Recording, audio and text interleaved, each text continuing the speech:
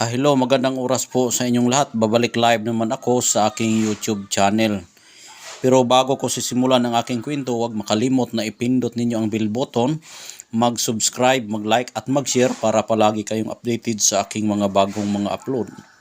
Kung natapos na ninyo napindot ang bell button, nag-like, nag-share, nag-subscribe, ay sisimulan ko na ang aking kwento tungkol sa mutya ng kalikasan. Ang pangalan po ng mutyang ito ay mutya po ito ng langgam.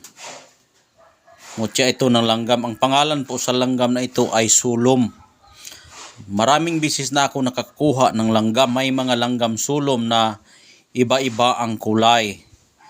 May mga sulom na ang kanyang kulay pula ang bato na may pagka puti.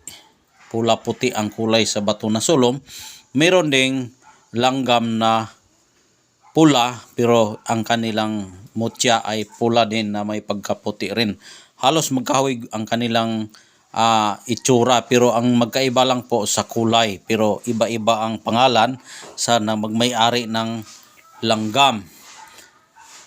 Nakukuha ko po itong mutya na ito sa araw po ng Biyernes.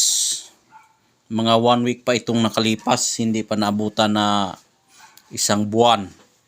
Hindi ko lang ito na i-vlog direct dahil nga ay nag-observe muna ako baka mayroong salita na tinutukoy at ibigay mensahe sa akin sa bato na mutya na ito. Ang kasaysayan po sa pagkuha ko sa mutya na ito, dahil dito sa amin may mga puno dito ng guyabano. Maraming puno dito na guyabano. At pagkatapos may mga bunga na aking pinagkukunan ng prutas na aking kakainin.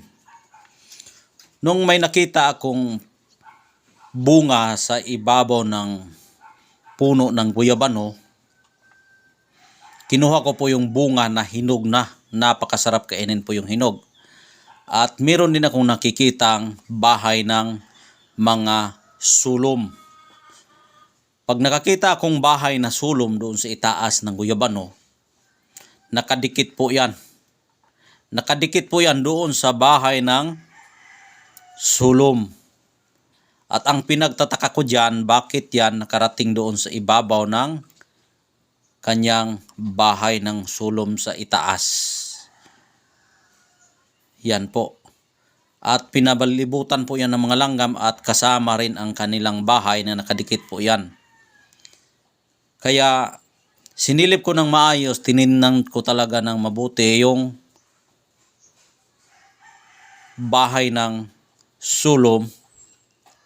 Ayan po ang aking nakikita. Puti po siya na napakaganda. Crystallized po yan. Kapag flashlightan mo yan, tatagos po ang ilaw dyan. Pinapalibutan po yan ng langgam na sulom. Kaya kinuha ko yan, tiningnan kong maayos at napakagandang mutya. Napakagandang mutya.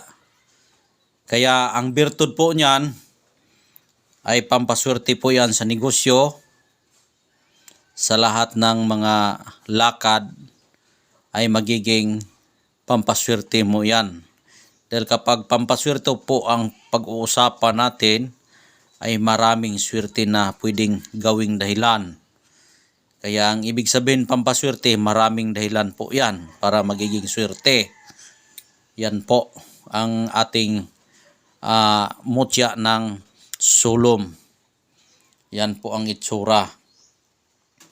Nakakuha na ako na ibang mutya ng sulom. Ang pinagkaiba sa nakuha ko sa iba ay libon.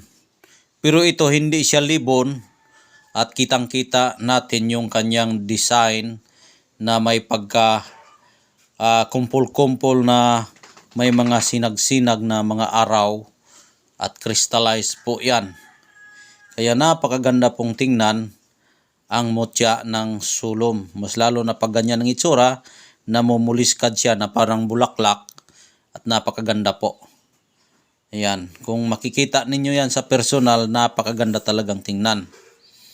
Kaya pagkuha ko niyan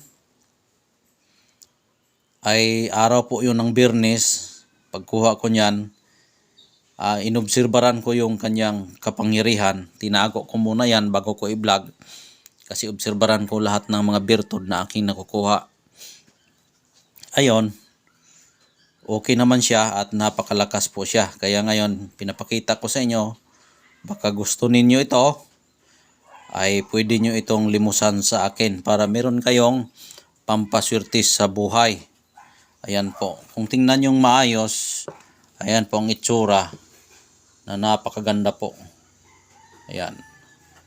Napakaganda pong itsura niya. Ayan. Ayan. Ang palibot po nito, ang palibot po niyan ay sulom na langgam at lahat po ito ay pinapalibutan po ito ng langgam. Pinapalibutan po ito ng langgam. At ito nakadikit yan sa puno na may kasamang bahay ng langgam na sulom.